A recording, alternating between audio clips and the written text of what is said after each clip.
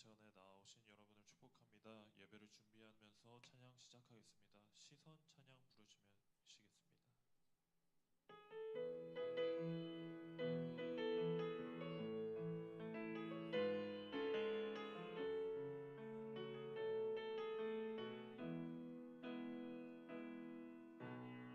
내게로부터 눈을 들어 주를 보기 시작할 때 주의 일을 보겠네.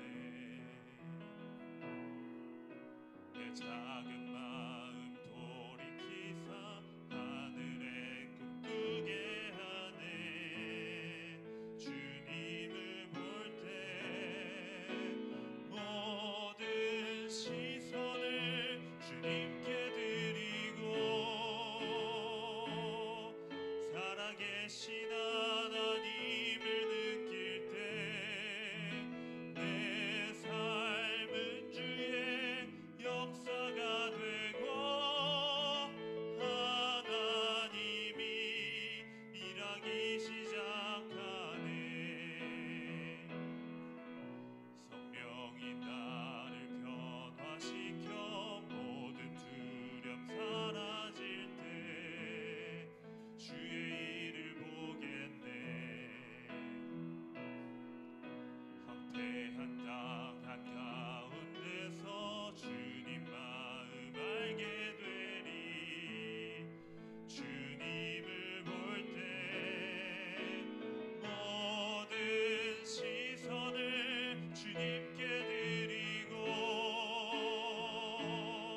전능하신 하나님을 느낄 때 내 삶은 주의 나라가 되고 하나님이 일하기 시작하네. 처음부터 하겠습니다. 내게로부터 눈을 들어 주를 보기 시작할 때 주의 일을 보겠네. 내 작은 마음 돌이키사 하늘에 꿈꾸게 하네. 주님을 볼 때 모든 시선을 주님께 드리고 살아계신 하나님을 느낄 때 내 삶은 주의 역사가 되고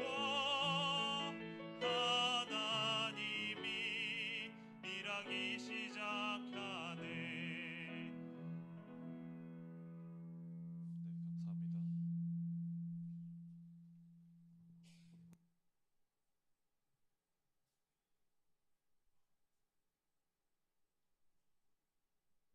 네, 감사합니다. 네, 다음 찬송 꽃들도 찬양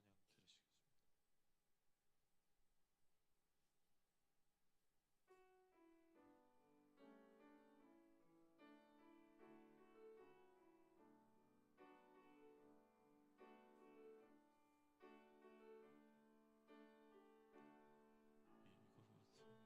이곳에 생명샘 솟아나 눈물 골짝 지나갈 때에 머잖아 열매 맺히고 웃음소리 넘쳐나리라.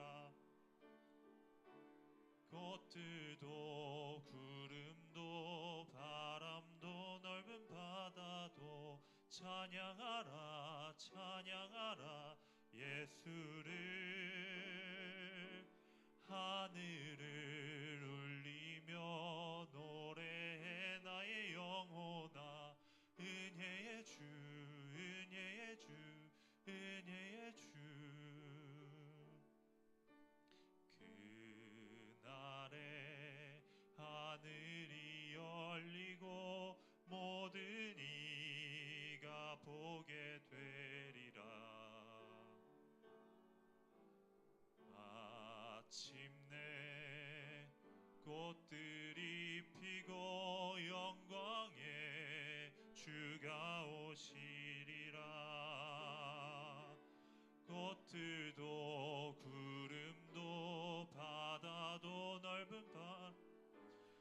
찬양하라 찬양하라 예수를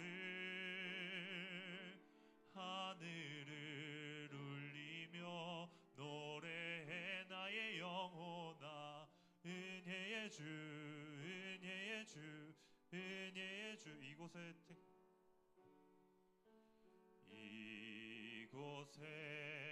생명샘 솟아나 눈물 골짝 지나갈 때에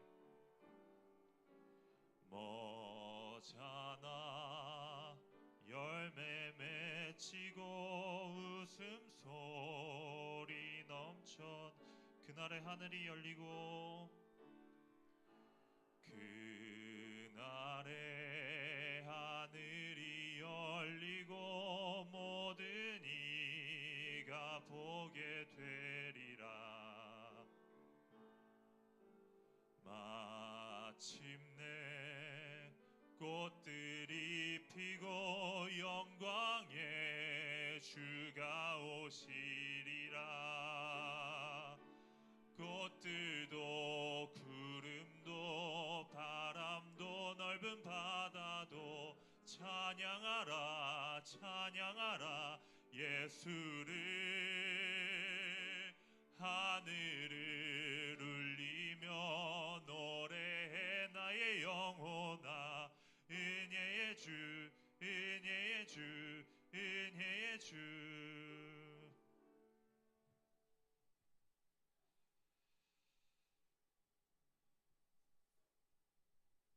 네, 다음 찬송 하나님은 너를 지키시는 자 찬양 부르시겠습니다.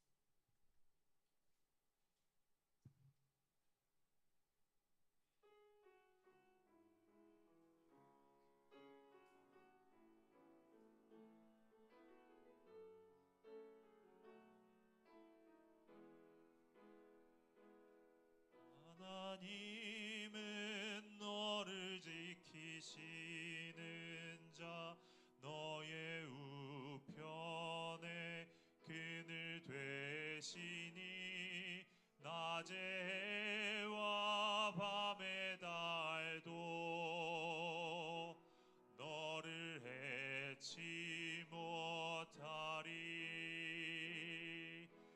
하나님은 너를 지키시는 자 너의 환난을 면케하시니 그가 너를 지키시리라. 너의 출입을 지키시리라. 눈을 들어 산을 보아라. 너의 도움 어디서 오나. 천지 지으신 너를 만드신 여호와께로다. 처음부터 부르시겠습니다. 하나님은 너를 지키시는 자 너의 우편에 그늘 되시니 낮의 해와 밤의 달도 너를 해치 못하리. 하나님은 너를 지키시는 자 너의 환난을 면케하시니 그가 너를 지키시리라. 너의 출입을 지키시리라. 눈을 들어 산을 보아라. 너의 도움 어디서 오나. 천지 지으신 너를 만드신 여호와께로다.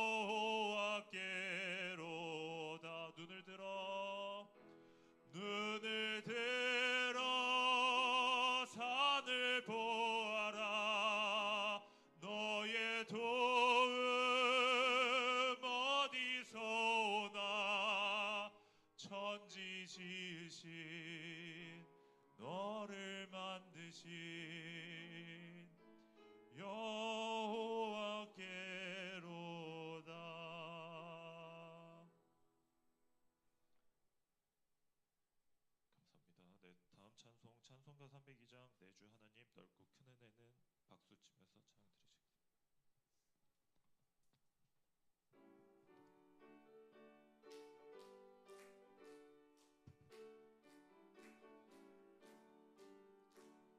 주 하나님 넓고 큰 은혜는 저 큰 바다보다 깊다.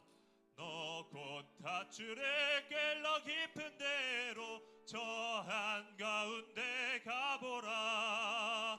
언덕을 떠나서 창파에 배 띄워 내 주 예수 은혜의 바다로 내 맘껏 져가라.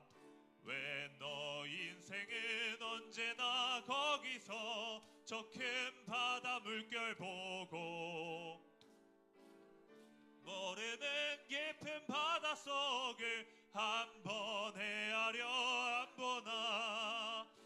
언덕을 떠나서 창파에 배 띄워 내 주 예수 은혜의 바다로 내 맘껏 져가라.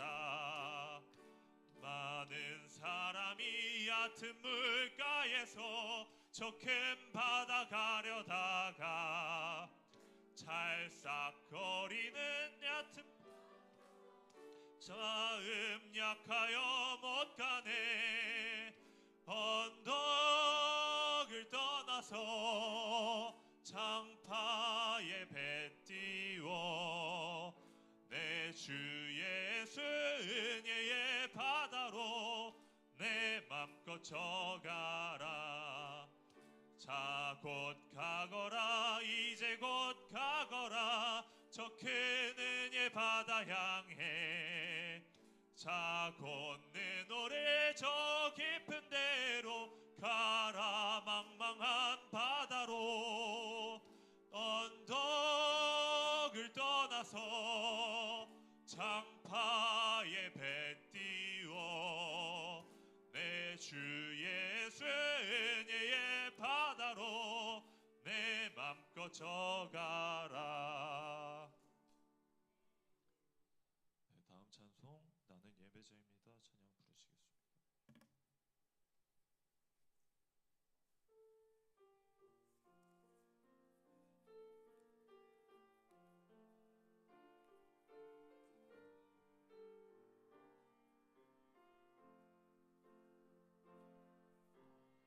나는 하나님을 예배하는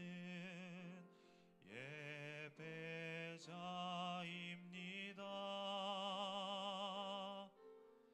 내가 서 있는 곳 어디서나 하나님을 예배합니다. 내 영혼 거룩한 은혜를 향하여 내 마음 완전한 하나님 향하여 이곳에서 바로 이 시간 하나님을 예배합니다. 처음부터 부르시겠습니다. 나는 하나님을 예배하는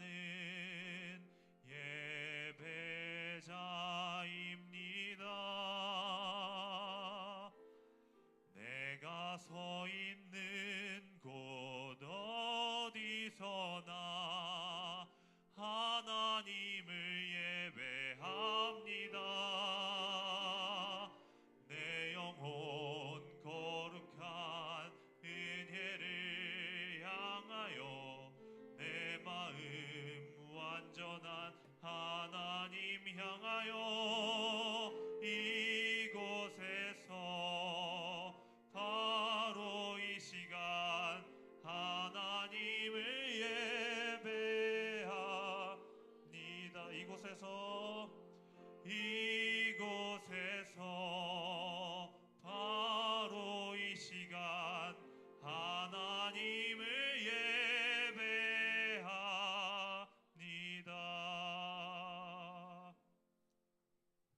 네, 감사합니다.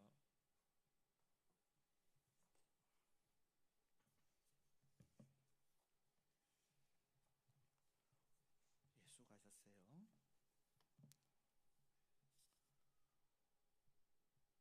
땅이여 여호와를 찬양할지어다.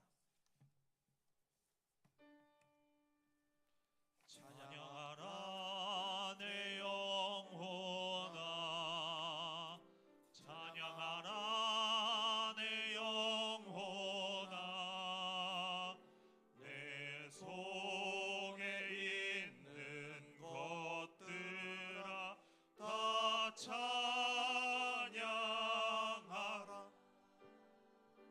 감사하라 내 영혼아, 감사하라 내 영혼아, 내 속에 있는 것들아 다 감사하라. 기뻐하라 내 영혼아, 기뻐하라 내 영혼아, 내 속에 있는 것들아 다 기뻐하라.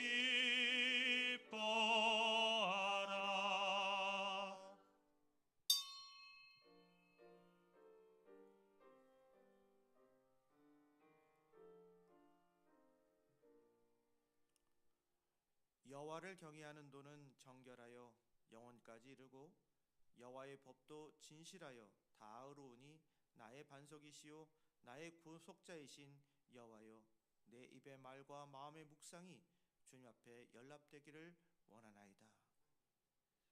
편을 가르는 우리의 습성은 도무지 변하지 않습니다. 부자와 가난한 자의 사이의 간극은 점점 크게 벌어지고 강자와 약자 간의 장벽도 높아져 갑니다. 세대 차이로 갈등하고 이해관계로 나뉘고 학벌과 지역과 출신의 차이로 분열합니다. 사랑이신 분의 자녀인 우리 안에도 차이를 용납하고 다양함을 격려할 수 있는 공간이 줄어가고 있습니다. 다름을 정죄하고 자금을 무시하는 풍조에 젖어들었습니다. 주님, 우리의 어리석음을 긍휼히 여겨주시고 십자가의 도로 깨우쳐 주시며 새 마음을 주옵소서. 우리를 사랑하시는 예수님의 이름으로 기원합니다. 아멘.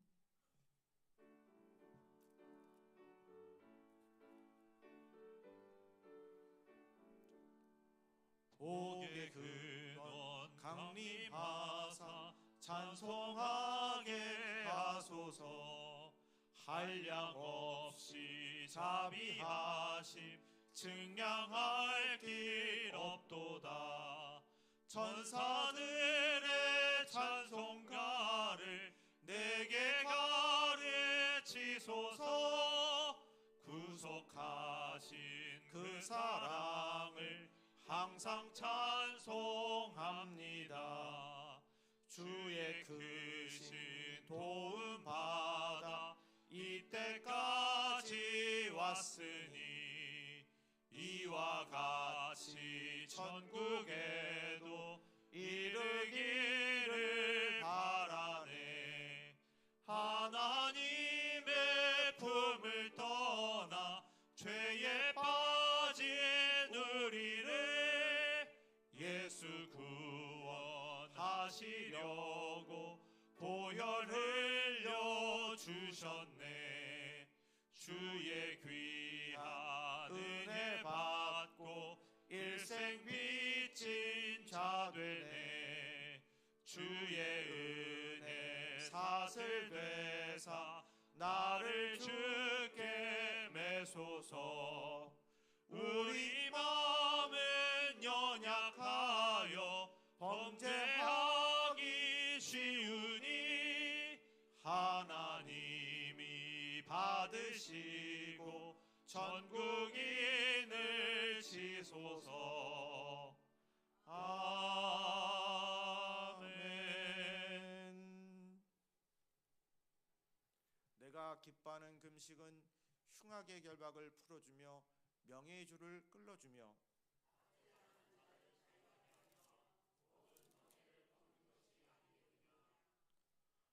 또 줄인 자에게 내 양식을 나누어 주며 유리하는 빈민의 집에 드리며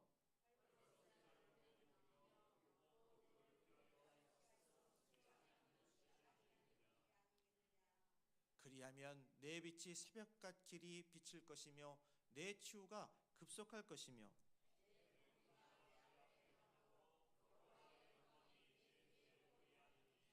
내가 부를 때에는 나 여호와가 응답하겠고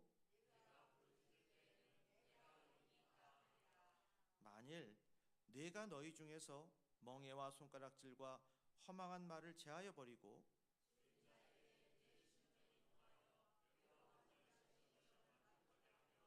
내 빛이 흑암 중에서 떠올라 내 어둠이 낮과 같이 될 것이며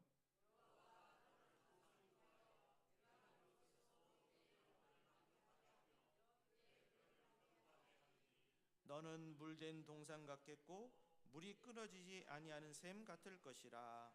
아멘. 나는 전능하신 아버지 하나님 천지의 창조주를 믿습니다. 나는 그의 유일하신 아들 우리 주 예수 그리스도를 믿습니다.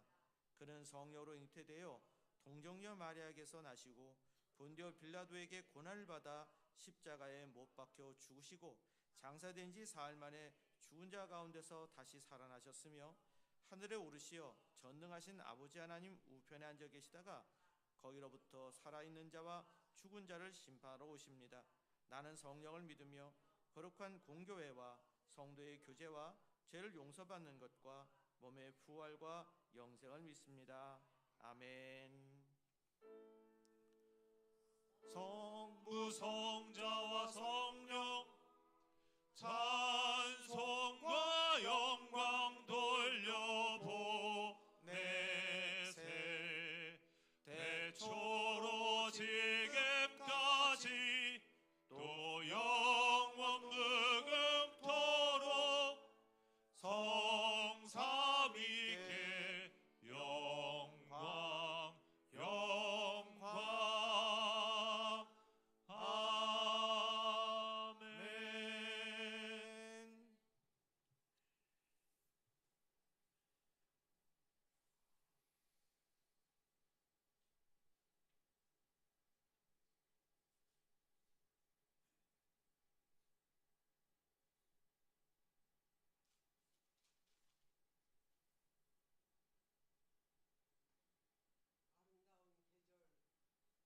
수확의 절기를 주신 하나님 아버지, 하늘이 높아지고 오곡 백화가 무르익는 이 즐거운 계절에 주님 앞에 나와 예배할 수 있게 하시니 감사합니다. 날이 갈수록 믿음이 더해가는 저희들이 되게 하시고 영적인 열매까지도 알차게 맺을 수 있는 저희들 되게 하옵소서. 사랑의 하나님, 언제나 주님을 사랑한다고 말하면서 오히려 세상과 우리 자신을 사랑했던 죄와 허물을 다 고백합니다. 다 용서하여 주시옵소서. 자비로우신 하나님, 지금 정치적으로나 경제적으로나 아버지 하나님 사회적으로 너무 어렵고 힘든 때를 지나고 있습니다. 이때에 정신을 차리고 아버지 근신할 수 있는 이 나라와 백성들이 되게 하시고 하루속히 안정을 찾을 수 있도록 은혜를 베풀어 주옵소서. 또한 감사하옵기는 주께서 귀 쓰시는 담임 목사님 건강한 모습으로 단위하셨사오니 감사를 드립니다. 늘 성령과 지혜로 충만케 하셔서 생명의 말씀을 능력 있게 증거하여 주시고 듣는 저희들은 하나님 말씀으로 받아 순종하게 하옵소서. 주님 감사합니다. 이 시간에 예수 사랑교회를 사랑하여 주셔서 임재혁 목사님을 이곳으로 모시게 됨을 감사합니다. 담임 목사님과 함께 건강 주셔서 하나님께 영광 돌리게 하옵소서. 또한 보이지 않는 곳에서 말없이 수고하는 봉사자들과 주님께 찬양으로 하나님께 영광 돌리는 성가대원 정말로 모두에게 하나님이 기뻐 받으시고 많은 것으로 채워 주옵소서. 예배의 시종을 주님께 의탁하며 예수의 이름으로 기도 올려옵나이다. 아멘.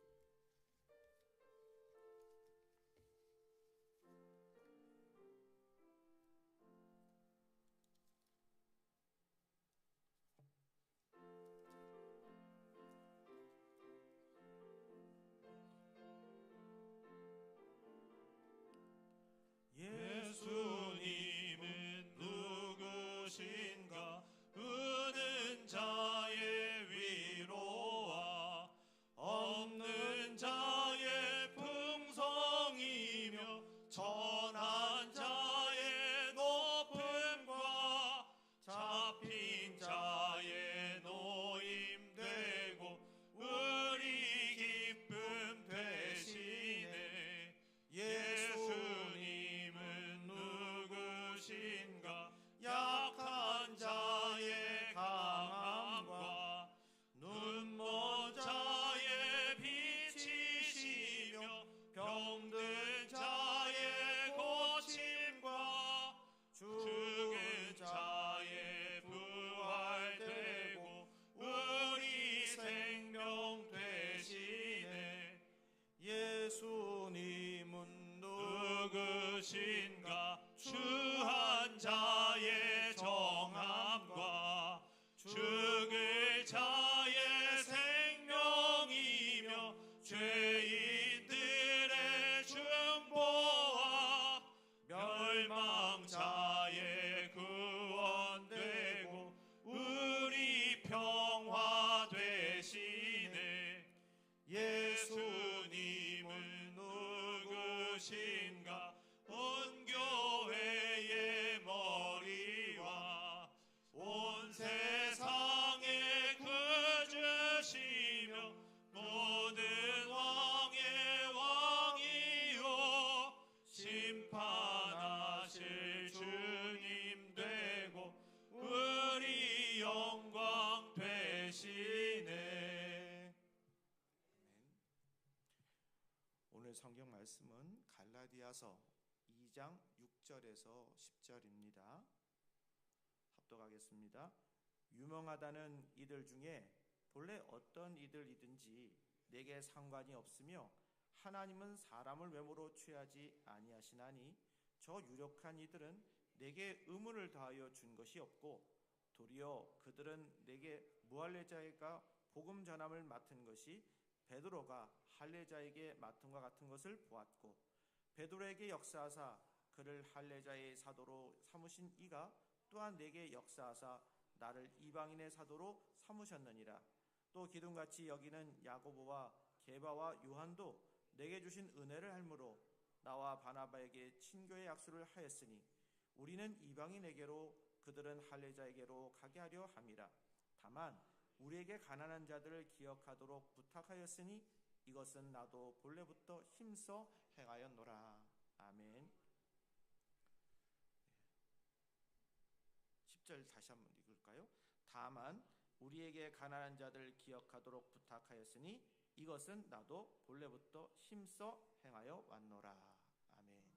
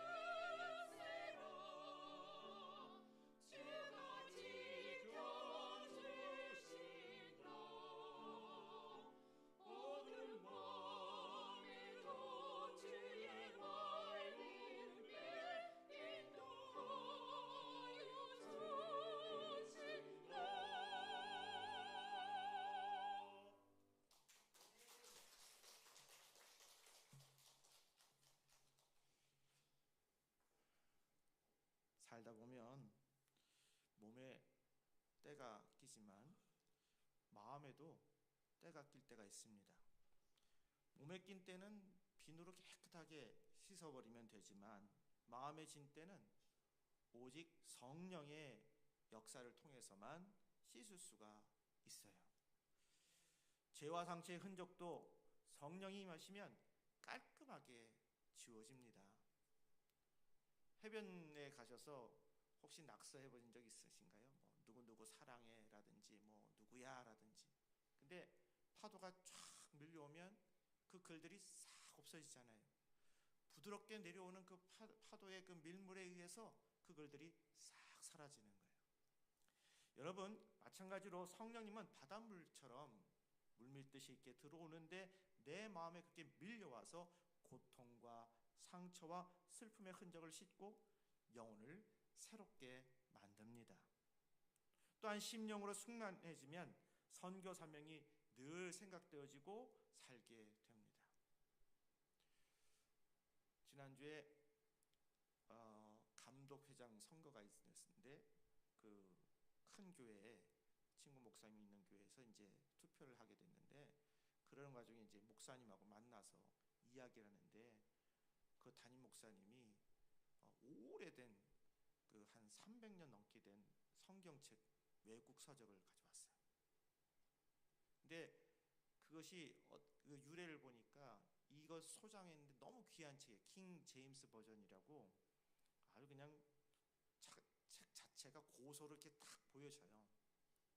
그런데 이분이 이 소장하셨던 분이 이제 얼마 생이 남지 않을 깨닫고 이거를 어떻게 할까 고민하는데 가치를 모르는 사람 쪽에 있으면 그냥 흔책으로 끝날 것이고 또 여기저기 또 이게 사적 이익이 된다 그러면 또 그것도 지금 여태까지 소장한 분의 그 취지에 맞지도 않아 고민을 하다가 이제 담임 목사님이 그 축복하고 이제 돌아가는 과정 속에서 이런 얘기를 한 거예요.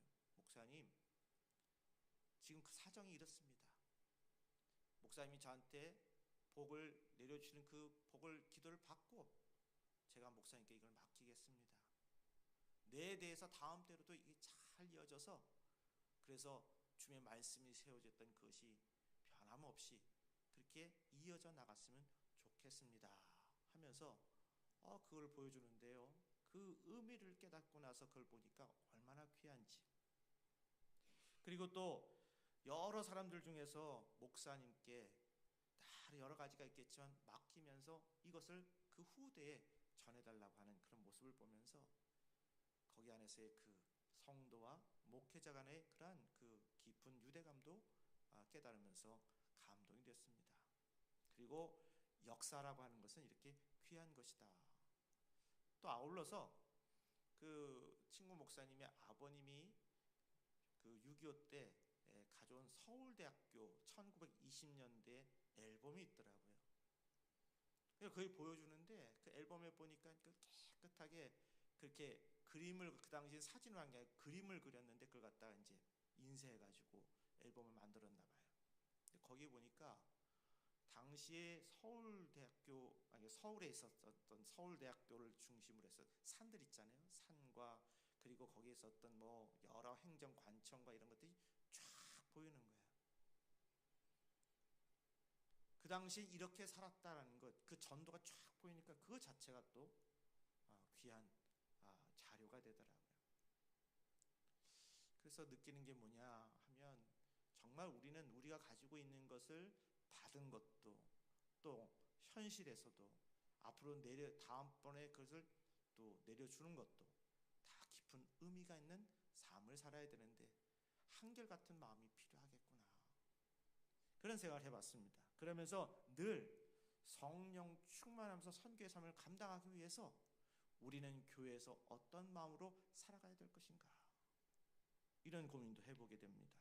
사도행전 1장 8절에 오직 성령이 너에게 임하시면 너희가 권능을 받고 예루살렘과 온 유대와 사마리아 땅 끝까지 이르러 내 증인이 되리라 말씀하셨어요. 예수님이 원하시는 순서는 성령의 권능을 앞세워서 증인의 삶을 사는 겁니다. 오래전에 영국의 아키볼드 브라운이라는 설교가가 있었습니다. 근데 이분이 설교를 하면 청중들이 막 구름대처럼 몰려옵니다.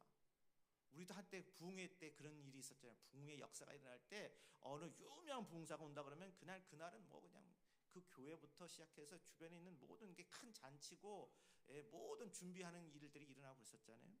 근데 이분이 그 대설교가 이렇게 얘기하는데, 그래서 이 사람들은 그 능력 있는 설교를 들으면서 이런 생각을 해봤대요. 이분의 이런 이 능력 있는 설교, 이 원천이 어딘가, 그런 생각을 해보게 됐다는 겁니다. 근데 그가 쓰던 성경에 보니까 사도행전 15장 28절에 나오는 성경과 우리라는 표현이 그 옆에 기록되어 있는 거예요. 그 유명한 설교가 쓰던 성경책을 보면서 이제 그 조금의 이유를 알게 된 거죠. 거기에 보니까 성경과 우리라는 표현이 자꾸 쓰여졌는데, 거기 내용은 성령과의 동력이 얼마나 중요한가, 이 동력이 없다면 신앙생활이나 복음사역은 아무 가치가 없다. 그러니까 우리가 말씀을 전하거나 들을 때 어떤 역사가 있어야 돼요? 성령 역사가 있어야 된다는 거예요. 그러니까 그 당시에 마음이 열린 상태에서 와서 들을 준비가 돼 있고, 또 성령 충만한 마음을 가지고 설교가 선포를 하니 거기에 놀라운 기적의 역사가 일어났었다, 그런 얘기죠. 성령님과의 그런 동력은 선교의 필수 요건입니다. 내 마음에 불이 붙기 전에는 남의 마음에 불을 붙일 수가 없습니다. 지금은 예수님이 위대하게 보여도요, 한번 2000년대 한번 생각해 보자고요. 잘 알려지도 않았던 그런 때에 예수님이 소수의 제자들과 데리고 가서 거기 안에서 다 선교하고 하는데, 뭐라고 그래요? 그것도 출신이, 우리 서울로 따지면, 우리 대한민국 따지면 서울도 아니 저 변방에 어디에 있는 알지도 못하는 생소한 그런 지역에 있는 사람이라고 쳐보세요. 그 사람이 와가지고 지금 얘기하자면 내가 하나님의 아들이다, 그렇게 외친다고 하면 사람들이, 기존에 있는 사람들이 그 이해하겠어요? 믿어주겠어요? 저 같아도 만약 그 당시에 있었더라면 정말 저 사람 하나님의 아들이라고 하면서 그 인정했었을까? 못했을 것 같아요. 아마 나도 그때 예수님을 십자가에 못 박았을지도 모르겠어요. 자, 그런데 그런 상황에서 예수님의 증인이 되려면 뭐가 필요할까요? 성령 충만이 필요한 겁니다. 보세요. 예수님하고 같이 다니면서 3년의 사역을 했던 사람들도 십자가에 예수님이 달려 돌아가실 때 어떻게 했어요? 다 도망갔잖아요. 베드로도 믿음이 좋았다고 하지만 당신이 예수님의 제자잖아요 라고 하는 그 소녀의 말에 겁먹고 나 예수 믿는 사람, 예수의 제자 아니라고 부인했잖아요. 근데 이들이 어디서 깨졌어요? 성령 충만함을 받고 깨지기 시작했어요. 요새 복음 전파를 위해서 대가를 치르는 사람들이 점점 줄어들고 있습니다. 지금의 현실은 어떻게 보면 꽁꽁한 결과 같아요. 그러나 봄바람이 불 때 꽁꽁한 땅이 녹듯이 성령의 바람이 불면 동토가 옥토로 변하는 역사를 우리는 또 경험하게 될 줄로 믿습니다. 전기줄 자체의 글을 보면 무력해 봐도요, 거기에 그 전기줄 통해서 전기에 쫙 들어가면 그 우리 이렇게 지금 등에 있어서 빛이 발하듯이 빛이 발하게 될 것이고, 또 거대한 기계가 전기가 들어가면 움직여질 수 있게 되는 것처럼 성령의 권능의 힘을 입으면 역사가 일어나게 될 줄로 믿습니다. 비가 적은 팔레스타인에서요, 농사를 짓기 위해서 농부들은 이른 비 늦은 비를 기다린대요. 근데 이른 비는 씨뿌리가 좋게 땅을 부드럽게 만드는 그러한 가을비를 뜻하고, 또 늦은 비는 훈훈한 바람과 함께 언 땅을 녹이는 봄비를 뜻한답니다. 그러니까 봄비가 내리면 농부들은 곧 다가올 추수를 준비하게 돼요. 흔히 초대교회의 성령의 역사는 이른 비의 비교가 되고, 말세에 나타날 성령의 역사는 늦은 비의 비유가 됩니다. 결국 성령의 충만한 삶은 예수님의 재림을 앞당기게 되고 내게서 예수님의 능력이 나타나는 겁니다. 그 능력이 어떤 환경도 극복하게 만들어요. 요즘에 보면서 여러분들 마찬가지로 이왕이면 잘 가꾸세요.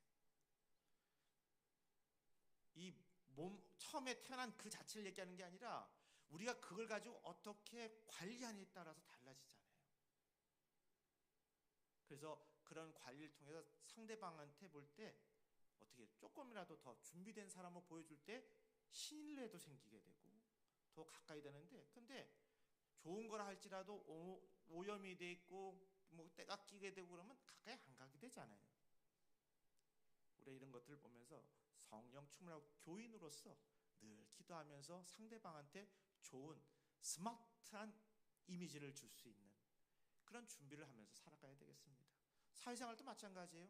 이왕이면 내가 가지고 있는 것 중에서 잘 관리할 수 있는 사람, 관리하는 모습들을 보여줄 때 우리 같이 관계가 좋아지잖아요. 본인이 잘 모르니까 우리 사실은 거울 보는 것도 잘 봐야 되겠습니다.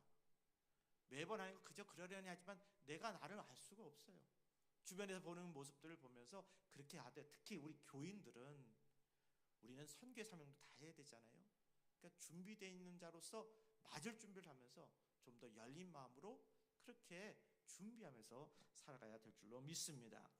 그래서 여러분, 이렇게 살아가면서 우리는 성령 충만한 삶을 살아가야 되겠는데, 그러면 우리가 능력 있는 삶을 살아야 되지 않겠어요? 사도 바울은 어떻게 능력 있는 삶을 살았냐 말이에요. 그 사람은요, 사도 바울은 철저한 독립의식을 가졌습니다.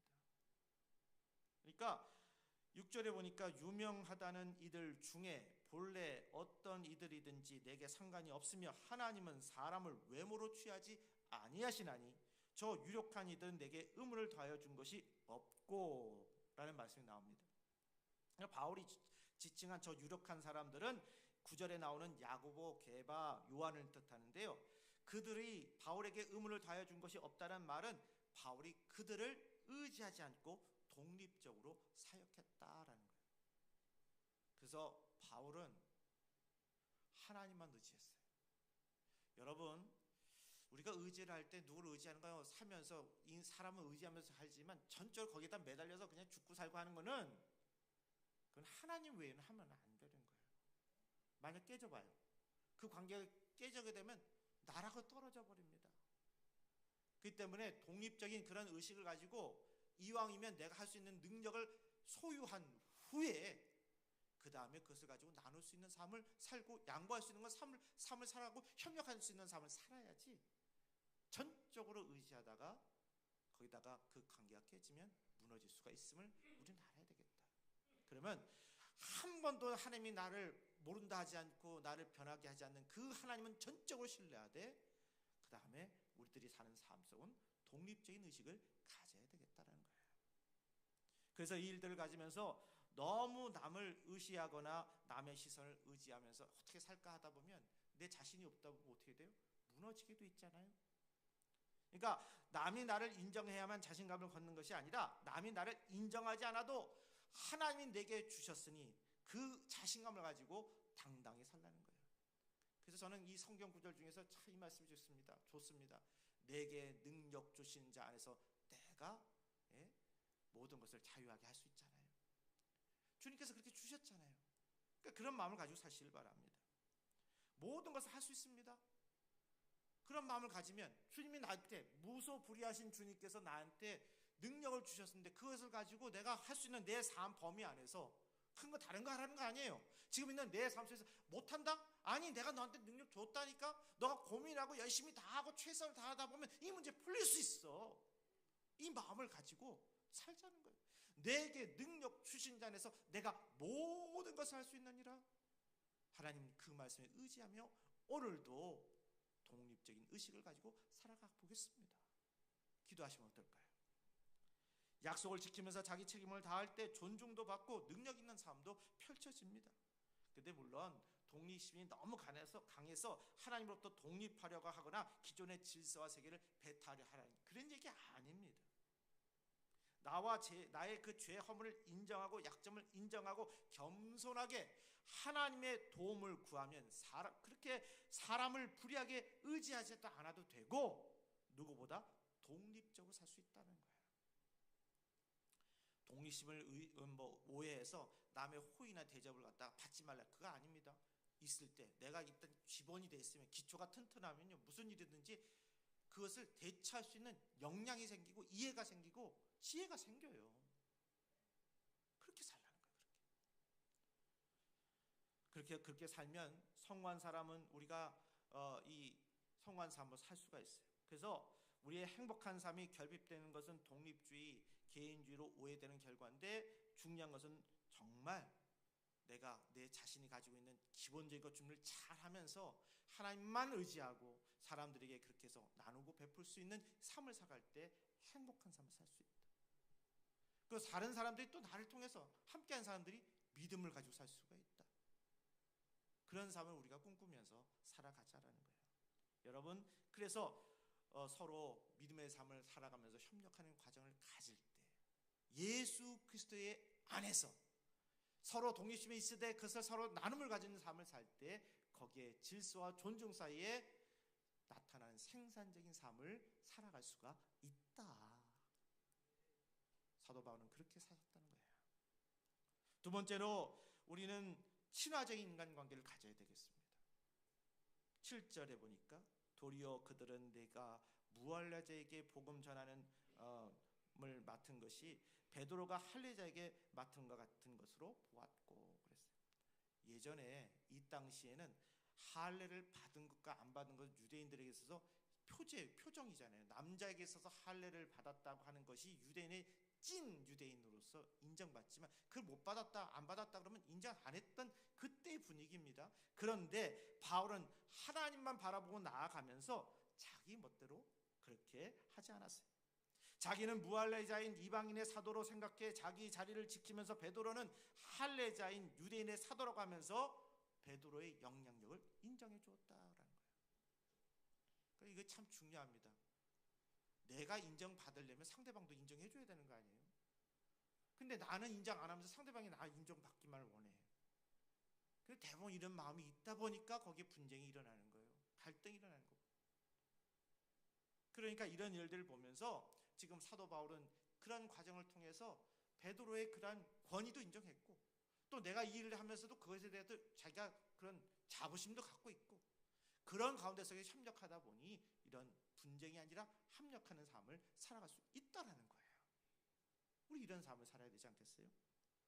그래서 바울처럼 하나님과의 수직관계도 잘하면서 사람과의 수평관계도 우리가 잘하면서 살아가야 되겠다는 거예요. 여러분, 나이가 들면서 일을 하면서 이렇게 점점 더 느껴지는 거는요, 정말 차별하면 안 되겠다는 거예요. 우리가 사실 보세요. 태어날 때 빈손으로 왔다 갈 때 빈손으로 가요. 가는 사이 속에서 사실 도움 받고 도움 주면서 살아가요. 이 사회 모든 구성원들이 다 그런 사회 속에 살아가요. 그런데 차별을 하는 순간 상처가 있고 갈라지게 돼요. 근데 서로 고마움을 가져요. 그리고 거기서 존중을 해줘요. 그리고 그렇게 만들어가면 어떻게 될까요? 서로 존중하는 과정 속에 아름다운 사회를 만들어가는 거예요. 근데 차별이 되는 순간 너와 나 사이에 그런 관계를 가는 순간 그것이 좋을 수도 있으나 더 어떻게 돼요? 적들을 많이 만들어서 괴롭게 되는 경우가 많지 않겠어요? 그러니까 이런 일들을 보면서 우리들은 수직적인 하나님의 관계 속에서 수평적인 그런 관계를 잘 이루어서 그래서 우리가 주의 사명을 잘 감당할 수 있는 선교의 삶을 감당할 수 있는 일꾼들이 되어야 될 줄 믿습니다. 갈라디아서 2장 9절에 또 기둥같이 여기는 야고보와 게바와 요한도 내게 주신 은혜를 알므로 나와 바나바에게 친교의 악수를 하였으니 우리는 이방인에게로 그들은 할례자에게로 가게 하려 함이라. 당시에 바울이 뚜렷한 소명을 가지고 힘있게 사역하니까 초대교회에서 기둥같이 여기는 야고보와 게바와 요한은 바울과 바나바에게 친교와 악수를 청하면서 서로의 사역 영역을 존중해 주었다. 근데 지금도 그렇죠. 자기를 열심히 하는 사람들은 남에 대해서 얘기할 게 별로 없어서 그저 열심히 살아가고 받아줄 수 있어요. 그런데 내 일이 부족해, 불안해. 그러면 엄하게 간데 다른 데 가서 그걸 갖다가 풀려고 하면서 그래서 하다 보면 갈등이 생길 때가 있어요. 그래서 그때 둘이서 막 그냥 심각하게 되면 마지막에 이런 얘기 할 수가 있어요. 너나 잘해. 너나 잘해. 그러지 말고 자신의 일을 열심히 하면서 도울 수 있는 마음을 갖고 그 일을 가지고 하나님의 영광을 돌릴 수 있다면 얼마나 좋겠냔 말이에요. 여러분, 혼자 해야 할 일은 혼자 하되 같이 할 수 있는 일은 굳이 혼자 하려 하지 말고 합력하자고요.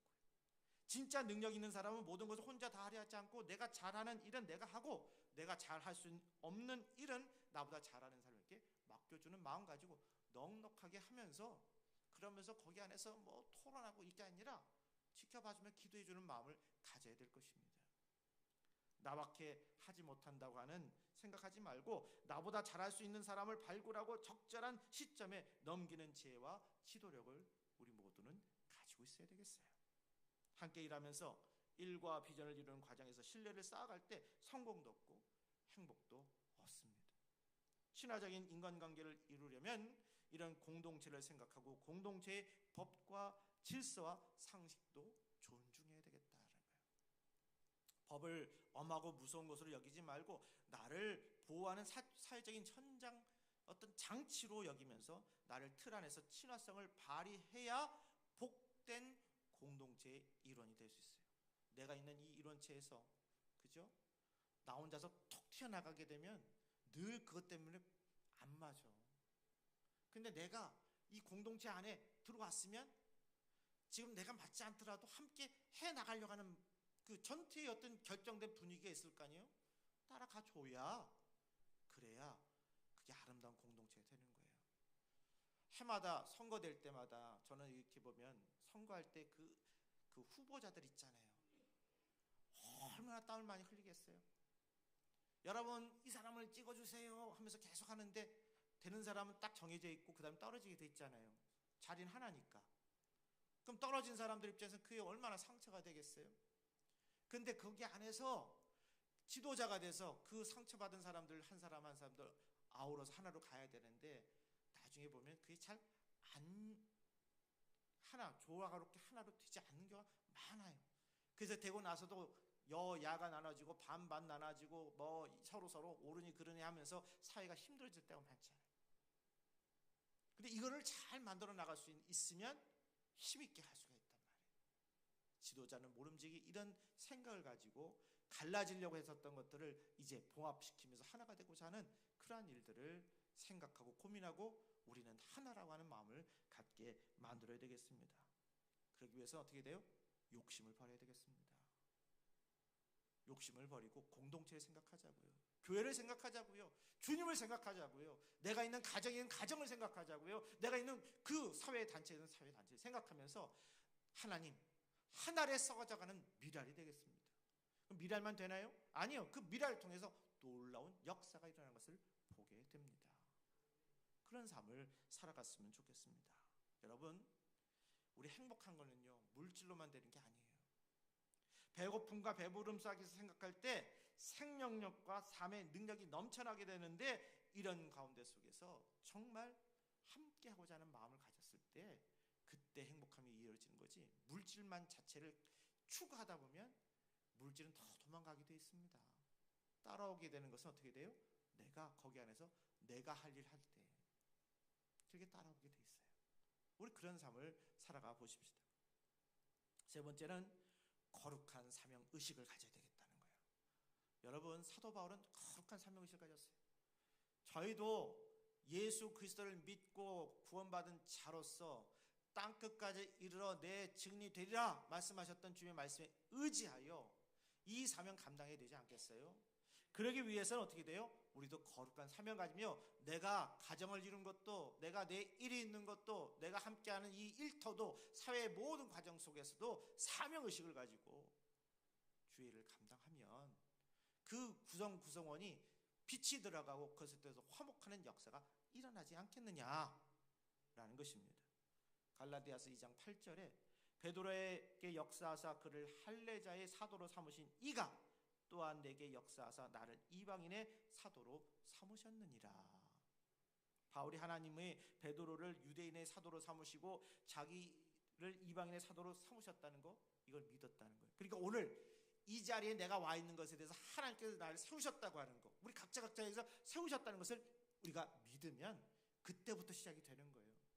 내 안에 불안함이 아니라 주님이 나와 동행하신다고 하는 그 마음을 가질 때 불안했던 마음이 사라지게 되고 일을 할 수 있는 역사가 일어나는 거예요. 그리고 동력자들이 같이 일을 해나가게 될 때 기적의 역사가 일어나는 거예요. 사명의식이 있기에 온갖 시련과 오해를 극복하고 선교의 사명을 감당할 수 있는 것입니다. 삶의 목적을 인간적인 성공보다 하나님 안에서 성공을 그런 것에 관점을 두면 하나님의 사명을 따라 살면 하나님이 나의 삶의 책임자가 되신다는 거예요. 여러분, 책임자라는 건 뭐예요? 책임져 주는 사람이잖아요. 그죠? 어떤 책임자가 돼야 될까요? 내가 어느 책임자, 내가 하는 게 아니라 책임자가 있다면 그 책임자가 훌륭한 능력 있는 책임자라고 하면 나는 거기 안에 평안함을 얻을 수 있을 것이지만, 책임자가 책임을 지는데 지는지 안 지는지 불안하면 내가 그 책임을 져야 되는데 그 자리 밑에 있는데 얼마나 불안하겠어요. 그러니까 우리의 일들을 보면서 항상 안에서 하나님이 나와 함께 하신다고 하는데 전적으로 하나님을 의지하고 다른 게 아니에요. 그리고 맡겨지는 사명을 최선을 다하면 하나님 지켜주신다는 거예요. 어떤 모습으로든지 변화시켜주는 역사가 일어날 거란 말이에요. 이를 감당하면서 우리가 거룩한 사명 의식을 우리가 늘 가지고 있어야 되겠습니다. 그래서 현실에 안주하면서 찬란한 꿈과 비전을 현실 속에 파묻고 살지 마시고 늘 나의 사명을 생각하면서 살 때 책임적인 삶과 복된 삶도 극대화됩니다. 그래서 우리가 쭉 보면 신앙의 우리 믿음의 선진들 보면 다 그렇게 살았던 거예요. 예? 그 뮬러 같은 기도의 일꾼이 있었잖아요. 어린애들에게 기도하면서 기적의 역사 수만 건이 일어났다고 하잖아요. 당시의 삶은 그렇게 지금처럼 더 물질 문화가 더 발달할 것도 아니에요. 그랬는데 기도함으로써 기적의 역사가 일어났던 거 아닙니까? 그러니까 먼저 하나님이 이 모든 일들을 지켜주실 것이다, 말씀대로 믿을 것이다, 나는 그러면서 열심히 내 일을 감당할 것이다 하다 보니까 기적의 역사가 일어났다는 거예요. 그런 일들은 서양만 일어난 것이 아니라 동양에도 일어났고 우리나라에도 수많은 기적의 역사가 일어나서 부흥의 역사를 우리도 경험해 왔습니다. 이 일들을 보면서 정말 늘 나의 사명감을 생각하면서 살 때 책임적인 삶과 복된 삶이 극대화됨을 믿으시길 바랍니다. 특별히 나의 삶 자체를 사명으로 여기면서 하나님이 창조하신 세상을 소중히 여기면서 살아야 되겠습니다. 하나님은 세상을 좀 더 좋게 만들려고 하시고 그러기 위해서 나를 이 땅에 보내셨다. 이 사상을 갖자고. 세상 영광을 너무 추구하지 말고 내가 왜 이 자리에 있는지를 기억하고 내가 어떻게 살아야 하는지를 늘 성찰하면서 살아야 되겠다. 하나님이 있게 하신 자리에 있고 하나님이 함께 하신 일하시는 것이 바로 능력이라는 것을 꼭 기억하시기 바랍니다. 건강하게 오래 사는 것보다 하나님의 뜻대로 사랑과 진실이 넘치는 삶을 살아가는 거 비교한다면 이 삶을 살아야 된다는 거예요. 여러분, 애완동물이 오래 살까요? 주인이 오래 살까요? 주인이 오래 살죠. 왜냐하면 그 애완동물을 내가 반려동물로 만들었을 때는 책임진다는 거잖아요. 그래서 그 책임지는 것 과정에서 결국 그 애완동물 죽게 되면 그 모든 후속 조치 다 하잖아요. 그렇잖아요. 그러니까 주인은 애완동물 없이도 자기를 지킬 수 있지만 애완동물은 주인 없으면 자기를 지킬 수 없어요. 어떤 대상을 사랑으로 지켜주는 사람이 생명을 넘치고 장수한다는 그런 암시가 여기 있는 거예요. 반대로 미움으로 공격하려는 사람은 생명력이 고갈되어서 장수할 가능성이 없습니다. 하나님이 어떠한 심오한 뜻이 있어서 사랑 넘치는 사람이 일찍 천국으로 옮겨지는 경우도 있지만 대개 사랑이 넘치면 생명력이 이렇게 넘쳐집니다. 그러므로 이 땅에 우리 사는 동안 늘 사랑과 진실이 넘치는 삶을 살고 나의 가정과 교회와 일터를 살리는데 힘쓰자고요. 그처럼 다른 생명을 함부로 취급하지 말고 남의 땀과 남의 몫을 가르치지 않으면서 나를 향한 하나님의 뜻을 이루려고 할 때 능력 있는 삶이 펼쳐집니다. 그러니까 남한테 덕보고 의지하면서 가려고 하는 마음보다 내가 하나님께 주신 것에 대해서 갈고 닦으면서 열심히 하면서 그 안에서 펼쳐지려고 하는 모습들을 갖는 것이 더 더 마음속에 불안함이 사라지게 되고 그 안에서 하나님이 주신 사명감이 언젠가 이 빛을 보게 될 거야. 역사가 일어나면서 또 그런 때가 오는 거예요.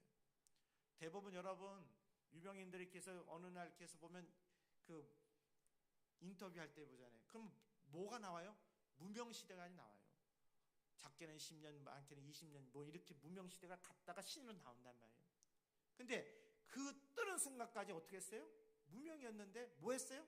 갈고 닦았어요. 자기가 하기 위해서 노력을 했어요. 그게 어느 날 빛을 보게 되는데 우리의 삶 속에 모든 것 중에 한 번, 그렇게 두 번, 세 번 기회가 온다는 거예요. 기회가 왔을 때 그걸 잡아야 되잖아요. 잡을 수 있게 해달라고 기도하자고요. 여러분, 모든 게 타이밍입니다. 타이밍. 내가 준비되었을 때 그 타이밍을 잡아야 그 다음부터 올라가는데 준비돼서 타이밍을 놓쳐버리면 준비됐어도 못 가잖아요. 우리가 기도하는 건 바로 그런 겁니다.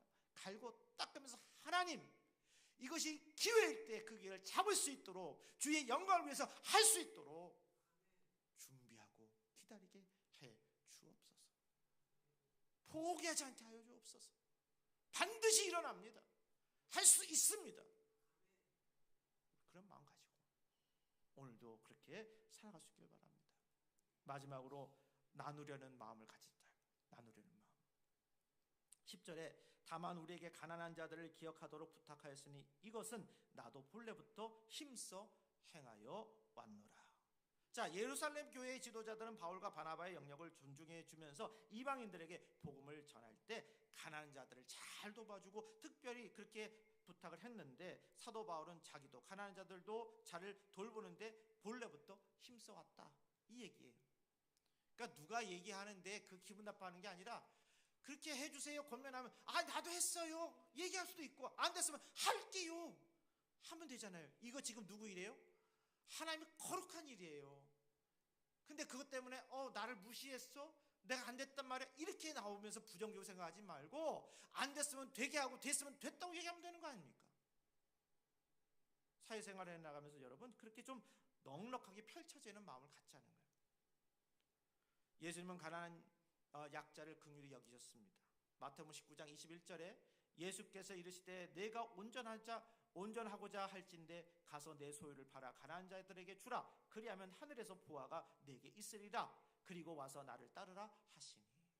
이게 참 무서운 말이고 어려운 얘기입니다. 우리에게 있어서 영생의 진리를 추구하던 부자 관원 청년에게는 자기의 소유를 팔아 가난한 자들에게 주라고 이렇게 말씀을 하셨는데, 그런데 그런 가르침에 따라서 야고보와 게바와 요한은 바울과 바나바에게 가난한 자를 잘 돌보라 했고 바울도 가난한 자를 구제했어요.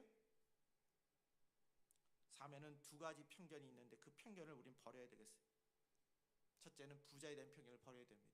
부자는 악한 사람, 가난한 사람은 선한 사람 아니에요. 그거 그럼 마음을 갖고 있는 사람이 뭐지? 가난한 사람이 다 선한가요? 부자가 다 악한가요? 그런 편견은 버리라는 얘기예요. 무조건 부자를 좋게 생각해도 안 되지만 나쁘게 생각해도 안 됩니다. 정당한 분은 존중받아야 됩니다. 두 번째는 빈자에 대한 편견도 버려야 된다는 거예요. 빈자를 무조건 편들어도 안 되지만 무조건 나태한 존재로 여겨도 안 된다는 거예요. 아니 열심히 하려고 하는데 기회가 안 들어주고 도와준 게 안 돼서 그래서 계속 바닥에 있을 수도 있단 말이에요. 그래서 우리가 이런 일들 속에서 이런 것들을 발견해서 북돋아주고 함께 잘 살아가는 사회를 만들어야 되고 그런 일들을 해나갈 때 이 사회 전체가 또 교회도 그렇게 돼갈 때 부흥 번성하는 역사가 일어나지 않겠습니까? 예수님이 꿈꾸시는 세상은 모든 사람을 하나님의 형상으로 존중하는 세상입니다. 그런 세상으로 가는 길이 먼 것 같아도 낙심하지 말자고요. 갈 길을 찾았다면 우린 낙심할 필요가 없습니다. 하나님은 나누려는 마음을 가지고 거룩한 길로 가는 사람과 늘 동행하시기 때문입니다. 인간적인 외모나 조건을 보지 마시고 가난하고 의로운 약자를 힘써 도우면서 예수님 닮은 모습으로 산다면 누구나 능력 있고 감동적인 삶을 살 수 있어요. 그러니까 여러분 살다 보면요 우리들이 가면서 늘 늘어나는 게 뭐냐면 노여움이 막 생겨요. 왜냐하면 참는 게 있으니까 그게 쌓이는 거거든요. 그런데 그러다 보면 뭐냐면 뭐 하나 톡 건드리면 막 팍 퍼진단 말이에요. 이거 우리가 아니까 뭐 해야 돼요? 기도하자는 거예요. 하나님, 나의 노여움을 채하여 주시고 들을 수 있는 귀를 들어주시고 넉넉한 마음으로 주의 일을 감당할 수 있는 사람으로 살게 하여 주옵소서. 한 번의 실수가 여태까지 쌓아왔던 모든 것들이 분위기를 바꿀 수 있는데 나는 거기에서 제하여 주옵소서. 그래서 늘 다가가고 싶은 사람, 늘 함께하고 싶은 사람, 늘 일하고 싶은 사람 되도록 우리 기도하자고요. 사도 바울이 당시에 처음에 그 사도로서 인정받기 전에 얼마나 많은 편견이 있었겠고 그 쭉 해왔던 일들이 있었겠습니까? 근데 그가 3년 동안 회개하고 기도하고 준비하고 하나님의 성령의 역사가 있는 동안에, 그리고 또 그런 과정 속에서 이렇게 일을 감당하는 동안에 합력하여서 그래서 이방 사회를 바꾸는 역사가 일어났던 것처럼 우리의 삶도 그렇게 변화된 삶을 살아가자라는 겁니다. 사랑하는 교회 여러분, 이 일들을 보면서 항상 주님과 동행하는 귀한 삶 속에 오늘 우리에게 있어서 정말 우리의 능력 있는 삶, 능력 있게 사는 길이 무언가를 생각하면서 서로 고민하는 귀한 역사가 저와 여러분들에게 있기를 주님으로 축복합니다. 찬양하겠습니다.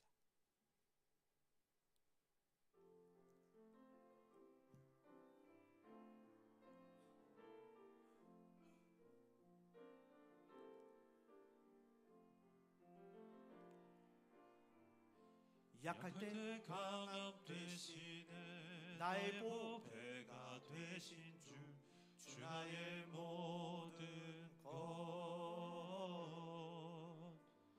주 안에 있는 보물을 나는 포기할 수 없네.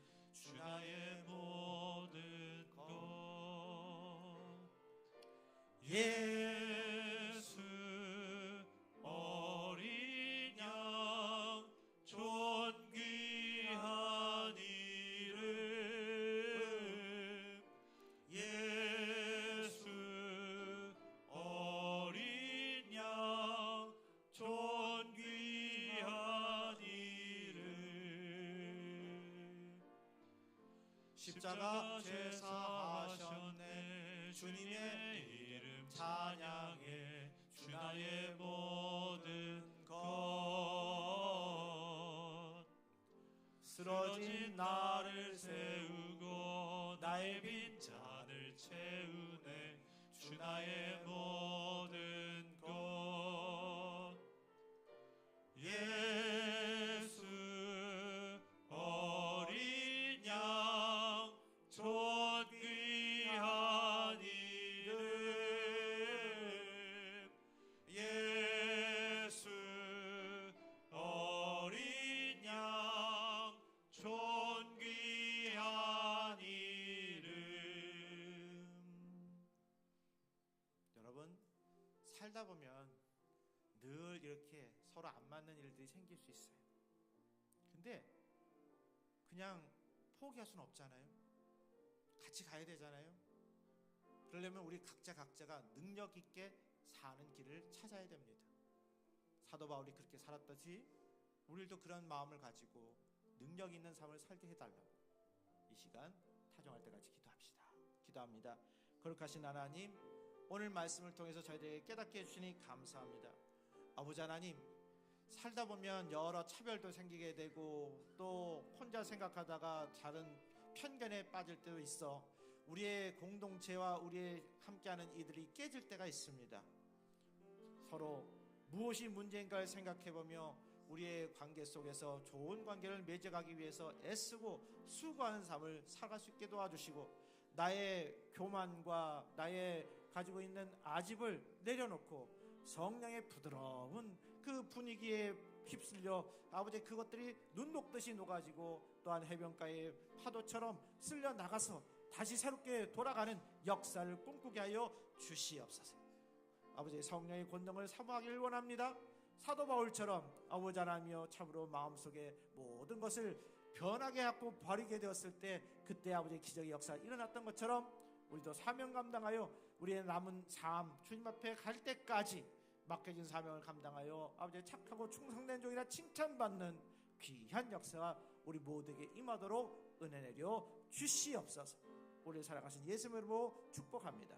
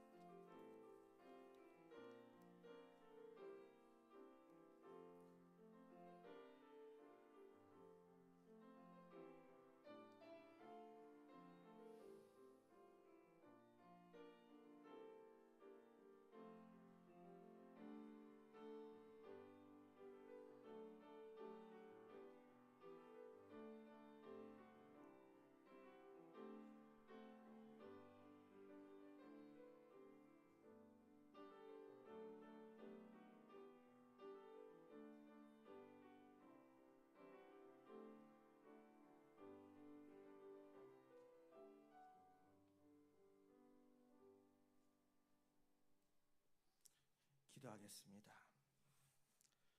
측량할 수 없는 주님의 사랑과 다함없는 은혜를 감사드립니다.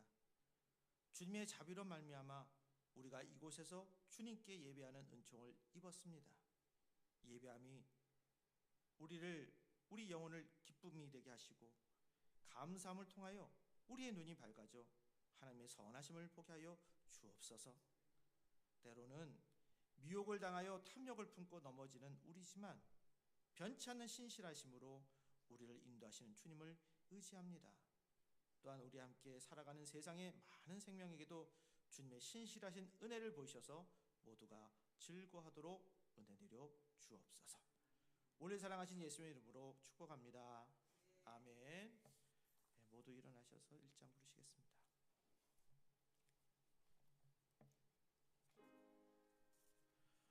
만복의 근원 하나님, 온 백성 찬송 드리고 저 천사여 찬송하세.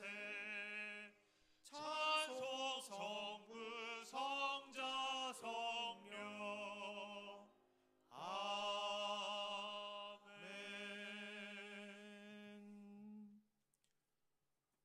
성도들이여, 성령의 능력을 힘입어 예수 그리스도의 제자로서 선교의 사명을 다하기 위하여 여러분이 파견된 현 주소로 나가십시오.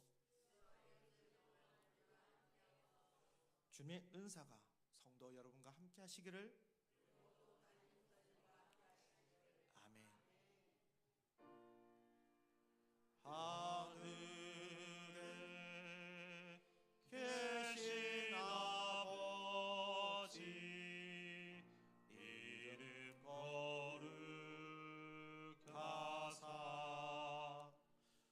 주님 나라 임하시고 뜻이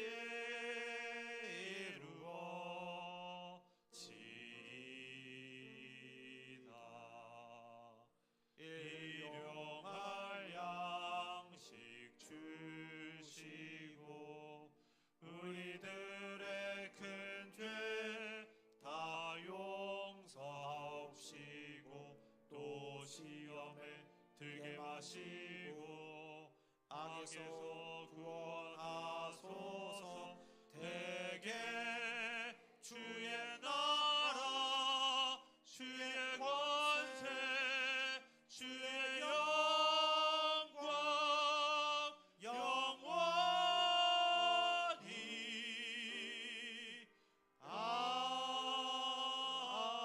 아멘.